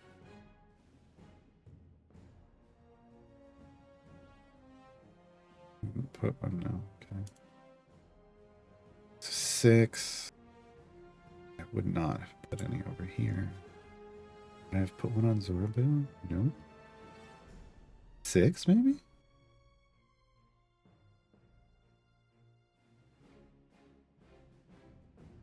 I'm going to go with 6. Because I don't know any other DPS I would have put any on, but I have 6. But I have 6. I would not have put anything on Artemis. Yeah. But I got 6 because I got 3 on Karlach and then I got 1 on 3 other champions, so. Alright. Alright. So yeah. So a lot of support pigments. 12 tanking pigments, 6 DPS, and 1 healing. It's Shevik with the bait question. How do you have a DPS pigment on Narak? Because Narak was a DPS, And then they butchered my boy. I was a Narak DPS main for a while. I rotated through different ones, but then I rotated into Narak, and then they removed his DPS tag. Ryan M. Rich, when do we start looking for debuff controller favored foe pigments? Never. Probably. Because here's the thing. These are Nolzur's Marvelous Pigments. This is a D&D, this is an official D&D item. Nolzur's Marvelous Pigments is a box of pigments, and it has 4 pots of paint in it. And each of the pigments in the game is one of the pots of paint. So there is a blue fishy. There is a white skull that's black paint, filled with black paint. There is a red strawberry filled with a red paint. And there is a green froggy filled with green paint. And so they have one of those representing, tank, DPS support, and healing. So I don't know. They would have to get permission to create more marvelous pigments. And in all honesty, I'd rather they just found a way to deliver more of the things that aren't support pigments. I think we're literal years away from needing them to dilute the pigments, the pool even more than they already have. Crawling, I missed the first half. Are there some musket champions for this event? I don't do musket. I don't do muskets because that's an archaic form of weaponry. No. Look, again, it's one of those things where if you're newer, you need to be picking your flex champions based off what you need for split the party 1 or 2. I don't think you have to hurry for 3. So 1 and 2. And then beyond that, in accordance with that and beyond, like if you have multiple choices and then beyond that, you're trying to build 3 types of groups in the current meta of the game. You need a speed group, a pushing group, and a gold find group. So a speed group, speed champions that are going to help you actually race through early levels. Doesn't mean there are some champions that just don't do that. So like Tatiana or Xander, like you don't need to necessarily worry about them. But efficient speed champions, and we have 3 of them in this event. We have Whittle, Virgil, and Sentry. All 3 are great. Sentry and Whittle are probably the easier ones to get a solid boost out of. Virgil needs lots of item levels or lots of his affiliation, one of the 2. So there's some speed champion options. Then you want pushing. Obviously, these are your strongest pushing formation type champions. And then you want gold find, and gold find is specifically champions who boost your gold find percentage up a lot. And in this case, that's like Penelope. We talked about Penelope, right? So in terms of pushing champions, like Gromma is a good pushing champion. She's very versatile, depending on what you need, but she has been a consistently solid support champion since she came out. And now she can tank. She has better tank debuffs, like we talked about. So she's got better buffs, better versatility now too. We don't need to. These are the featured champions. Minthara and Sergeant Nox are the featured champions, so everybody gets these. Everybody gets these, and you should grab every champion you can grab. So everybody gets Minthara and Sergeant Nox. So, but everybody has to choose among the list of all the other flex champions. So Whittle, Virgil, Jang Sao, all of these you have to choose.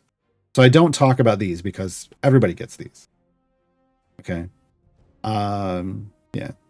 So in terms of pushing, Virgil can also be a pretty good, pushing champion, as can Whittle. I wouldn't say amazing. I would say solid right there with Grom. I don't think there's anyone here that stands out as a pushing champion. Penelope's in that group for pushing champions as well. Yeah, overall, this wasn't like an amazing, like that. Like this event didn't have flex champions that are like, must have, here's a must have, right? And there are some champions that it's like, oh, if they're in it, you want to grab them. I don't think that existed this time around. I think in that sense, it was these, potentially these 2. Minthara's got a super strong debuff Sergeant Nox makes Makos and Celeste way better. If you're newer, like suddenly you're going to run Makos DPS and Celeste support with Sergeant Nox tanking. Big deal, right? Big deal. Even after the fix to the double application of the buff, it still makes that a much better situation early on for new players. And then makes Mako's bombing as a gold find technique something that's still functional in throughout the entire game. Second question from Krolak: are there any champions event that are so well? They're so good they're worth flexing just to up their item levels? Not. Well, the speed champions. All three of those speed champions, Virgil, Whittle, and Sentry, all need item levels. But if you're newer, you'd still want to kind of be filling out other, the rest of your formations. Reruns. Which champions do you think will never get a rework? Ooh, this is a spicy question. No reasons needed. Good, because I'm not going into it. Just the names so we know what to expect. Yeah. You listed a couple. One of them is correct. Here we go. 3 champions that I can pretty much guarantee you will never get a rework. Or a skin. That doesn't mean they might not get feats at some point, but no reworks, no skins. Never going to get better than what they are currently. Xander, Vlanya, and Solok. Now, there are some champions adjacent to Vlanya, like her Sirens. Unfortunately, Ariza and Brig, I would say lower chance of a rework, but not a never. But those 3, Xander, Solok, and Vlanya, not happening. Ever. And no, we're not going to talk about it. Is anyone else? Now, you mentioned Morgaine. I think we've never seen anything happen for Morgaine, like no skins or anything. I think that's more just that Morgaine's character creator, like owner, just super busy, being, an employed person that's very in demand, and probably just doesn't have time, because it takes time to to go back and forth with idle champions about changes to champion skins. Because usually when they change a champion, they don't necessarily need their approval to do. I don't think they need their approval for that stuff, but they usually release skins, and they do need approval on skins. And that requires some back and forth, and they just might not be interested. You never know with that kind of stuff, really. But you can kind of guess that if someone has been in the game for a very long time and their champion has never gotten a skin, either people don't use that champion, because usually they put skins on the most used champions, which is a bit of a self-fulfilling prophecy, right? Like, no one's going to use this. No one wants skins on this champion. They're not using them. So we're just not going to put any on them. Like, that's a self-fulfilling prophecy. Like, if you put skins on them, people might be more interested in using them. Maybe they didn't like the base art. You don't know, right? But, anyway, that is the way they've chosen to do it. So, Valdemar Nightroom, is there a good time to use a psychomorphic potion? Wow. So folks, that's the Modron Core bonus potion. I've got 10 of them. So my answer is going to be... So here's the thing. It buffs Modron endpoints. It isn't all of them. It's specific ones. They can't buff all of them. They need to change that text. Because they can't buff all of them, because buffing all of them would break the game in certain ways. But the damage boosty ones are usually what you can think about. Damage boosting stuff, they're going to get buffed by 50%. 50% in this game isn't a large number. But now remember, it's 50% to all of the qualifying bonuses. So that can add up to a bit. I've used one once, and I was not impressed. I was not impressed. here's the thing. The more of the endpoint buffs that your primary DPS qualifies for, the better. Effectively, it's a multiplicatively stacking boost.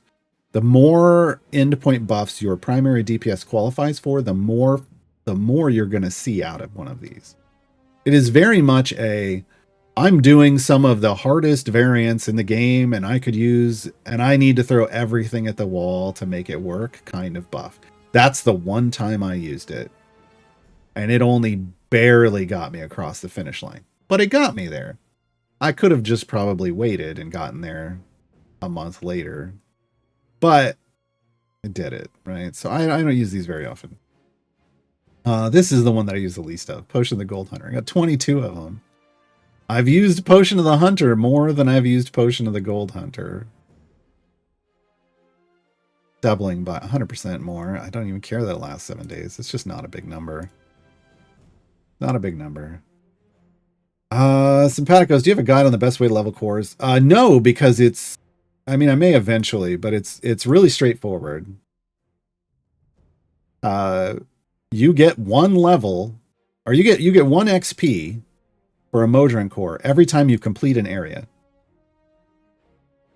Ergo,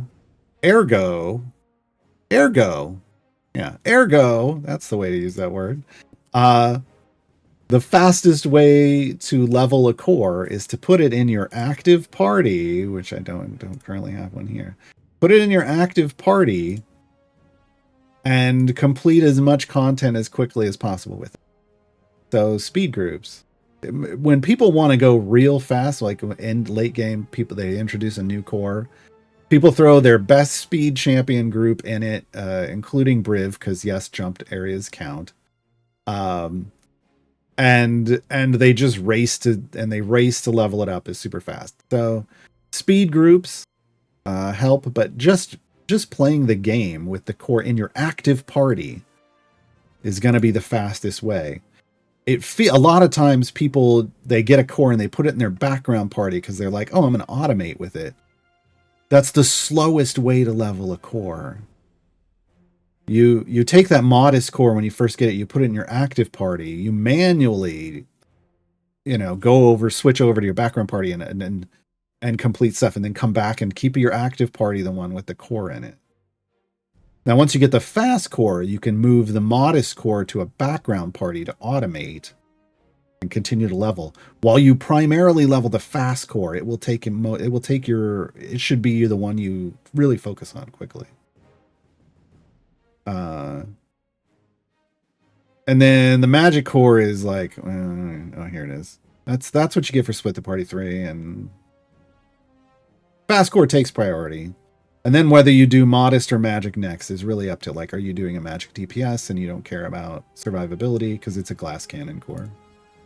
But yeah, it's really it's trying to complete as much content as quickly as possible, whether that's actually doing adventures and variants or whether you're just parking it in a gem farm. It depends on your progress. Anger Platypus, how does Human's speed effect stack with Lae'zel's speed effect? It doesn't. They are two different speed effects. They don't stack. One or the other is going to trigger. Well, Human's is just going to give you extra credit for stuff, but it doesn't give Lae'zel extra credit. So if Lae'zel doesn't have enough stacks to jump a level, the extra credit's going to get you through the level faster. And then Lae'zel's just going to speed up. And then hers is going to trigger, and then Human's is wasted. They kind of don't. Like, they can be in the same formation, but they don't really work well together necessarily. Because it's not giving her extra credit, right? It's giving you quest extra credit.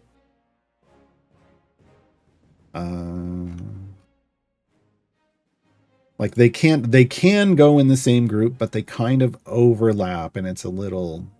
So that's all you got. Run with it, but. Franzik, any suggestions on non-DPS damage dealers? For Turiel's third variant, where you can't use DPS character. Oh, is that a thing? Look, I didn't flex Turiel. Hold on. Let me pull up. Turiel's guide.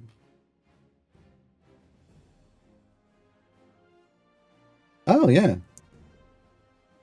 No champs with the DPS role can be used.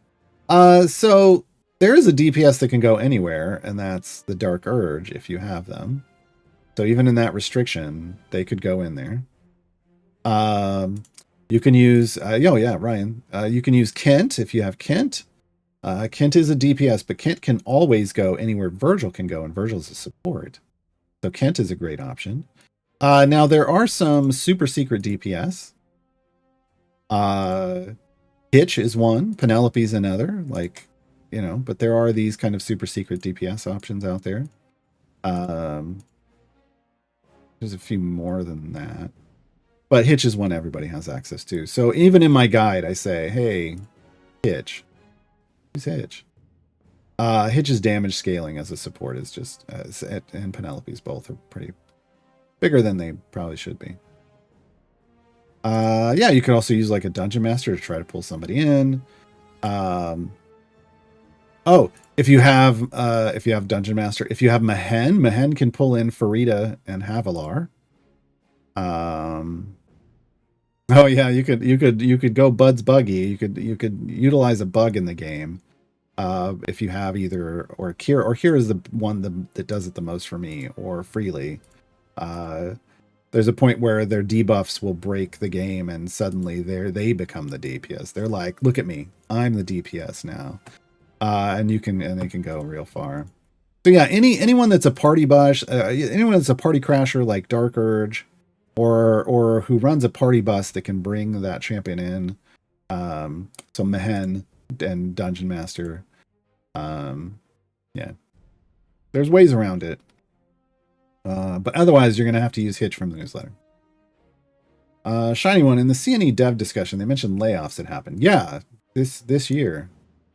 Anything to be concerned about for the longevity of the Idle Champions? They laid off people to ensure that they could keep the game running. They tried. They like the owners, like the top 3 people, the founders and Eric, apparently stated they took pay cuts for a while to try to make things work as long as they could. And then they couldn't anymore, so then they had to lay some people off. And they basically consolidated, and they got rid of some of the marketing people primarily, and an artist and the old writer. Now Mars writes for the game.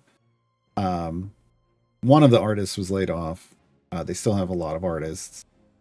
So they still have the core of the game production going on. So currently, no concern, because that was the point, was to make sure that they could continue to make the game without going out of business. Evil Arm Berserk, Jamila won't get a rework because of core. Well, yeah, none of the core champions will get a rework. I kind of thought that was understood by the community. Oh, right, and support. Rip Taylor.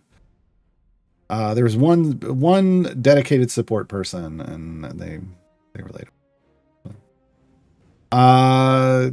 Yeah, none of the core champions will get reworked.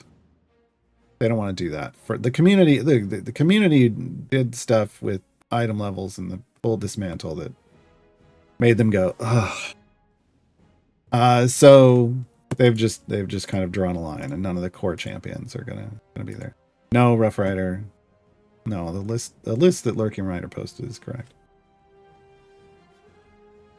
Lots of people have come and gone from Codename Entertainment over time. That weren't related to this round, this layoff that happened earlier this year. So yeah, core champions probably never getting a rework. That's on the never list. And then evergreens are probably unlikely. Can't say never, but probably unlikely. Anger Platypus, do Briv's skipped areas count toward Cass's mortal pawn stacks from completed areas? I don't know, but you can check. I don't do Cass often. And when I do use Cass, I don't use Briv.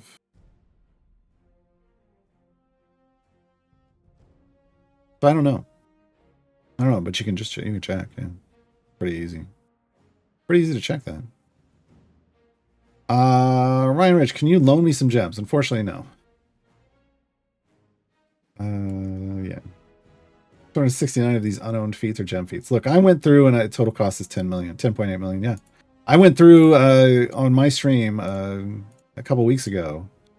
I had 10 million gems saved up, a little over 10 million gems, and chat made me buy all the gem feats.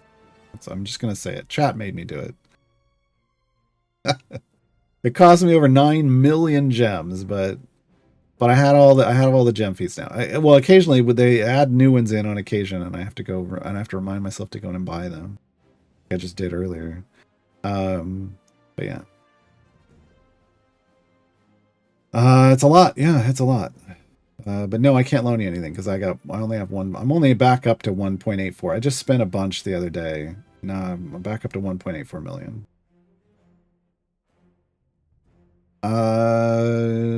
Shiny one. With Minthara added to the game, do Absolute Adversaries as a group become really useful as a speed group?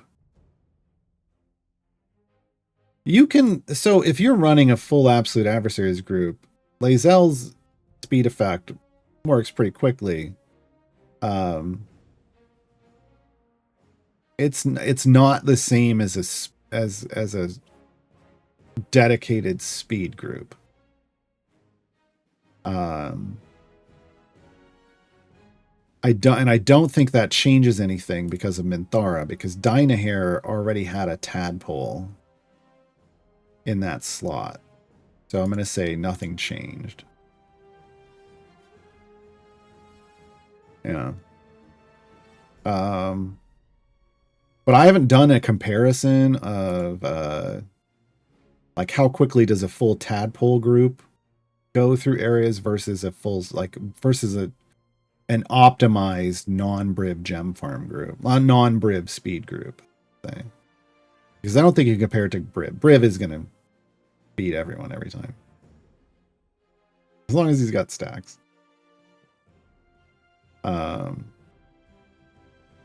Oh, Minthara can add +2 with the spec. That's right. I don't know. Somebody need to do the math on that, and I'm not that person. I'll be honest, I don't care about getting that optimal with speed. I like what I'm doing. But the nice thing about Absolute Adversaries as a pushing group, here's the one thing is they don't all work well together for a pushing group. So it's rare that you would put them all together because there's inefficiencies in there. But if you were just trying to race through content and you had them, and you had lots of tadpoles, there you go. But Shiny one, what is the point of doing a dismantle? So this is rules is written. Rules is written. Oh no, there's there's reply. The reason they put full dismantles in the game was so that when they made adjustments to a champion, and this was specifically about nerfs to champions, they would trigger a full dismantle for that champion. So if you didn't like whatever they changed about that champion and you weren't going to use them anymore, you could pull your investment of time and or money off of them and put it somewhere else. That was the intended idea, and they introduced this specifically when they nerfed 3 strong champions. Well, changed 1 champion and nerfed 2 others, and it was they changed Ashara, so instead of needing 3 champions to bond, she needed 4. They didn't change her power level. She stayed as strong as she was. It just made it a little harder to access the power. Back then, now it's just super easy. It didn't change anything at all, really. If you were building certain groups, nothing changed. And then they nerfed Briv and Humon. And so they wanted to give people the ability to dismantle those 3 champions. And the problem there, and this is why now they won't rework core, is because people basically fully dismantled Ashara and took all of her item levels and dumped them on. And it was, yeah. So they realized, oh, we shouldn't do that, because as a core champion, she had, potentially tens of thousands of item levels, and it was a little problematic, right? So they're like, well, we're not going to rework core anymore. So never expect that. And then that's why I also say unlikely for evergreens, or because if they ever did that, they'd have to say we're not giving a dismantle. They would have to then like literally give that exception. No dismantle because core/evergreen. But I don't know. They don't seem likely to do that. And here's the reason why. Right now they're reworking on average one champion every month. That's in the featured champions. On average, there's one rework a month with the events. There's currently 119 event champions. So let's say they haven't reworked 19. Let's say they've reworked 9. That means 110 are left to be reworked. Well, 107, because we know there's 3 they're not going to touch. That's 107 months before they finish the current event champions. Even if you say, well, maybe there's like 20 that don't need to be reworked, that's still like 7 years of reworks before they would ever get around to core or evergreens. And then there's lots of other champions that are coming in at the time that might need reworks, and maybe some of the reworks need reworks by that point. Like, so there's no reason. There's no reason. We had 7 seasons times 5, but that's no. Your rose-colored glasses in seasons. The reason the current rework system is way better than the seasons rework system, because as they explained to people, one champion in a season got a major rework. One. Just like now, where we get one that in an event. Okay. 2 champions got a minor revamp. And then 2 other champions were included, but they might just get feats. And so what happened is you got 1 usually decent rework, and then 2 that were like, eh. But then that counted as a rework champion that wasn't going to get any love for a long time, which sucked. And then 2 others that were included only got feats, which weren't going to get reworks, right? Like, the current system, but they were spread their attention across 5. And in the case of the Champions of Mithril Hall rework, it also included some touches to Briv and Dritz, or Brunor and Dritz. So they're all over the place. Their attention was all over the place. Now they can focus specifically on one champion and give them the rework they deserve, which is a much better situation, because some of the early reworks to champions, yeah, they were neat. Some of the early seasons was pretty neat. They helped out, they gave like at least one champion a really good rework, and then the rest, now they work better.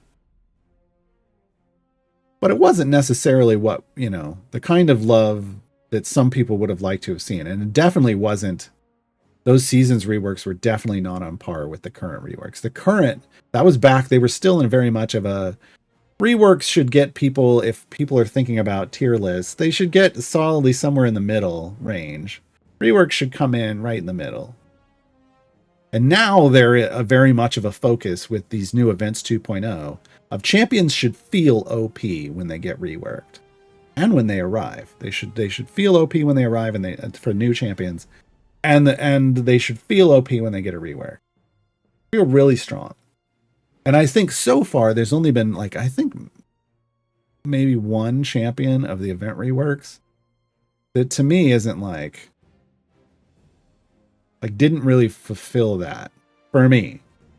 And that's Voronika.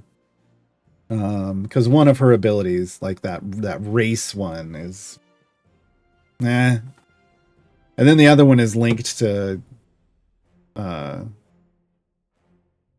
ultimates stacking over long periods. I don't know. She can get real strong if you want to invest the time in her, but then there's that race thing that I don't know.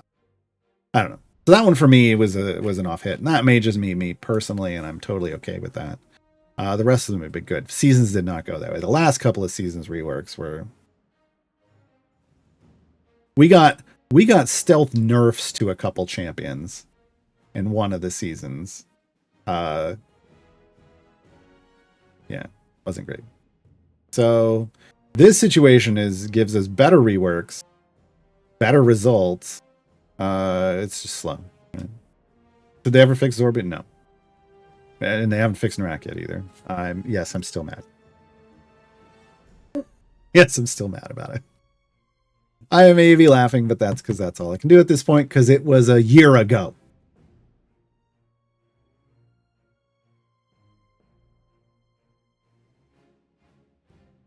All right. Can you spend Rough Rider? Can you spend a moment talking about blah blah blah blah? Well, we've been talking about blah blah blah blah blah all day, but here, let's have Sean talk about it again. Gaarawarr's guides for a guide to the blah blah blah. Yeah, we let Sean do that. Like no. Love you, Sean. Boppy Nopper. All right. Newish returning player question. Hey, welcome back. Sean, stop spamming chat.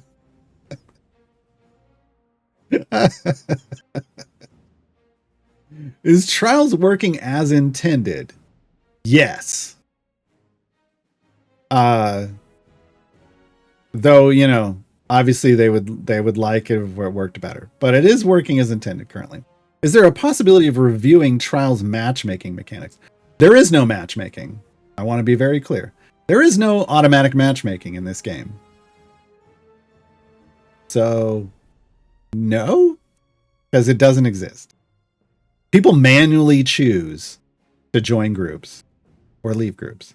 There is no matchmaker, make me a match. That isn't the way this game works.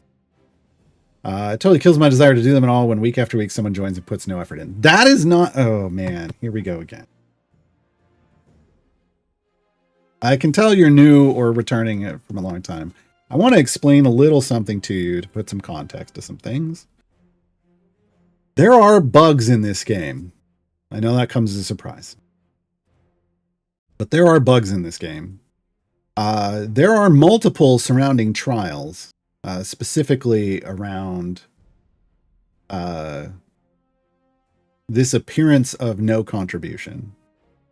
There is a known bug where if someone doesn't do day one, like if something happens and they just, because look, life happens, and they don't contribute on day one, but then they start contributing from day 2 onwards and do everything, and it will show as 0 all week as their contribution, as if they're doing nothing. They are. And when it finally gets to the final screen, like after you complete the week, it will pop up and you'll see they actually did something. If you paid attention, if you're looking for it. But you may have already just written that off and get mad and whatever. Based off a bug in the game. 2, second bug. There is a bug where it comes up every now and then where you join a trial and you go to your trial screen to start it. You click the green start button. Am I in a trial? Did we finish? No, I didn't claim mine. Dang it. This is the final screen where I was saying someone will show up if they were actually doing something and it was bugged at 0, it'll show their damage here on this final victory screen or defeat screen, whatever. It will show the value here. Okay, so that's one bug. 2 bug, you go to hit the green start button and nothing happened. Restart, try again, nothing happened. I don't know the workaround to that one. No, Bobby Nopper, this is great. I'm happy to explain this to you. I'm just sad that there are people who still think that there's just a community of people out there who don't contribute anything when so far here we're talking about we've got 2 bugs so far, right? So there's just a bug where that start button just doesn't work. And even though they want to participate, they can't.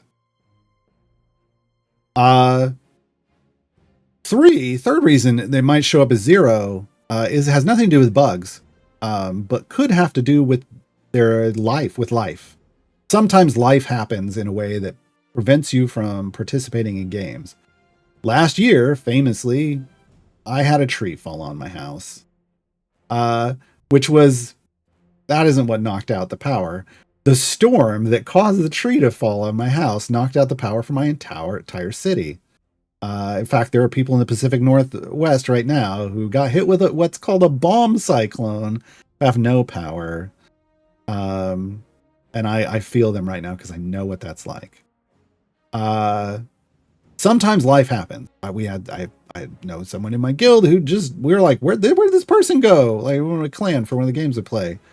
Hospital. You don't know why someone might not be able to play the game. Had full intentions to play the game and then couldn't. Okay. So here's 3 reasons, 2 that are bugs in the game, 1 that is just life for a situation like this, that they might not be contributing. Now, yeah, is there a 4th potential thing where they just joined and they're just freeloading? It's there. But it's 1 out of 4 potential reasons why they weren't able to do it. Right? So here's what I recommend. First, like, try if you look at someone with a 0, try not to just assume they're a freeloader, because we don't really know. 2, and the more important thing is, when you go into a trial, ignore what everybody else in that trial is doing. You have no control over it. I know that can be frustrating at times, but focus on what you can control, which is your performance. You just saw my result screen there. There were only 4 of us in that. That was tier 10. That's the most difficult of a trial. There were 4 of us because our 5th was out of town this week. But that's fine, because we can still beat it with 4. You can still beat a lot of trials, especially in the earlier trials areas, like the tiers, even if not everybody is putting up good numbers or not putting up numbers at all. Now, are they looking to rework trials? Yes. Is there a timeline? No. There might be some quality of life changes next month, but we don't know what's in the end of year quality of life update yet. But they are looking, they have talked about reworking trials. They've reworked it once, and their fix for the zeros was, I mean, I wish I'd been in the design meeting so I could have explained how that wasn't ever going to fix anything. It changed nothing for the game. But I wasn't. All right, we're out of time though. I'm gonna finish this real quick. Why isn't there a tadpole search in the game? Because there isn't. Ian Sam, can I check that the only way to increase item levels on Briv is via gold chests, blacksmithing contracts, and platinum chests? Gold chests gives you blacksmithing contracts. Yes, blacksmithing contracts is how you do that. Plus also Briv chests. Demon Gur, how do they decide which champions to assign to flex slots? These are the champions. A lot of these are the champions that arrived in Feast of the Moon historically. Feast of the Moon has been around for 7 years. 7 of them, because this is year 7, or this is year 8. I don't know. A lot of them are from here. 2 are refugees from events that have been canceled, who are no longer, because there used to be 17 events in a year, and now there's 1 every 3 weeks. Now there's 1 a month, so now there's only 12. So there's 5 events worth of champions that had to be distributed. I don't know how they made that decision. You'd have to ask on Dev Insights. That's it, folks. Thanks for hanging out today. Thank you to Sean for grabbing the questions. Thank you to all of you for asking the questions. No more streams on this channel for the weekend. They'll be back on Tuesday, but I stream over on my channel Monday through Friday now. No longer Saturday afternoons. Monday through Friday, Twitch TV/Gaarawarr. You click my name and come give me a follow. I play Idle Champions. I play the game on Mondays and Wednesdays. Tuesdays and Thursdays now I update guides for the game. I have over 180 guides for this game up on the subreddit. The new player reference and a link to some of the guides got thrown into chat. I've updated all the core champions guides. I've updated all the evergreen champions guides, and I've upgraded 11 of the 119 event champions guides, but I'm doing that on Tuesdays and Thursdays now. Fridays we do Thank God It's Friday, TJF, and we play random games. We've been playing Guild of Dungeoneering. But yeah, come hang out with us over there. We have a good time. That's it. The song we're going out on is Won't You Be My Friend? Song for Penelope Half Pint. Have a good weekend, everybody.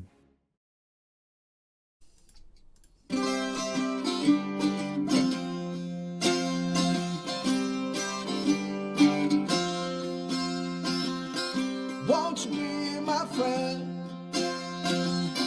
One without a fear. I've got a hand to lend. We'll be smiling through the air. Call me a half-pint sprout, but I want you to know, my friends say there is no doubt that I'm a whole hero. My love for adventure, second to none. So if you come along with me, we'll have lots of fun. Won't you be my friend? One without a fear. I've got a hand to lend. We'll be smiling through the air. Remember when things get dark, I can be your light. When you're ready to disembark, be there to fight. I'm going to mold the earth just to give you a hug. And when there's a storm outside, we'll be snug as a bug. Won't you be my friend? One without a fear. I've got a hand to lend. We'll be smiling through the air. Our friendship is strong and we'll never part. Saving the world with the power of our heart. I'll never say goodbye, 'cause friendships never die. Braving the